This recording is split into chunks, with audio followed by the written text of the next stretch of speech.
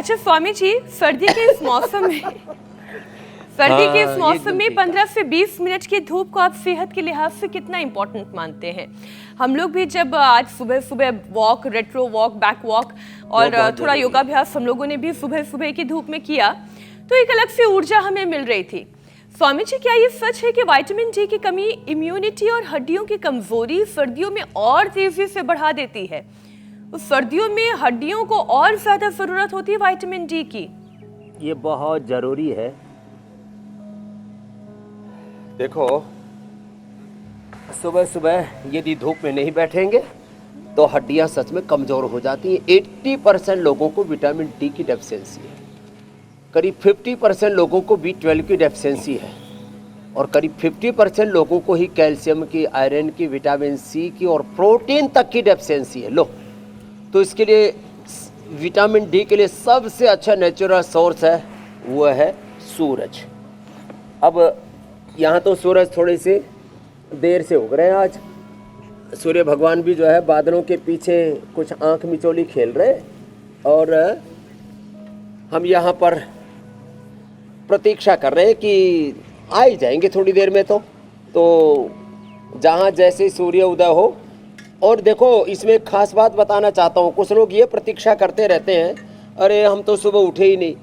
जब भी आपको सूरज मिल जाए तभी आप सूरज की धूप में बैठ जाएं। इसके लिए सुबह, दोपहर, शाम कोई काल की सीमा नहीं है।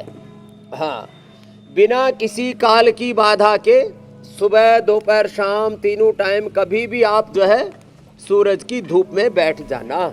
सूरज की धूप से आपको विटामिन डी पूरा मिलेगा। जो स्किन की तीनों लेयर है,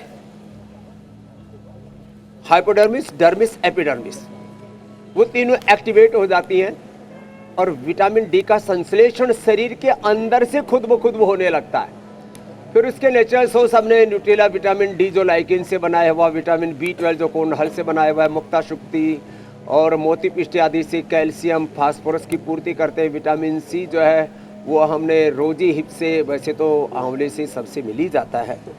प्रोटीन जो है दालों से, दूध, दही से, और सबसे अच्छा उसका सोर्स है 52% तक जो है नेचुरली प्रकृति ने पैक किया हुआ है सोयाबीन में। तो न्यूट्रेला, सोया चंक्स, ये सब जितनी दालें हैं इन सब से प्रोटीन की पूर्ति हो जाती है। प्रोटीन के नाम पर लोग अंडे खाते हैं।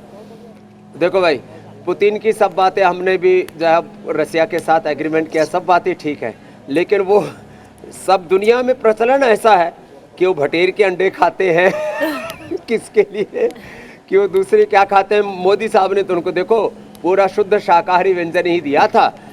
हमारे शाकाहार में बड़ी शक्ति है।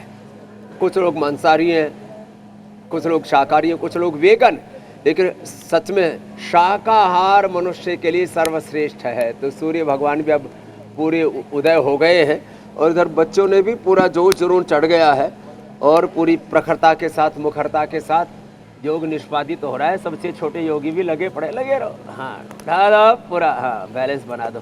क्या बात है भाई, अच्छे बच्चे हैं भाई, अभिनंदन है। इधर तो योग हो रहा है, उधर मल्लयुद्ध हो रहा है। तगड़े तगड़े पहलवान, उनके गुरु नरहरि जी पूरे लगे हुए, बच्चों को भी सिखा रहे, खुद भी उसमें, अपनी भी सेहत अच्छी, बच्चों की भी सेहत अच्छी। तो ये है योग की महिमा। और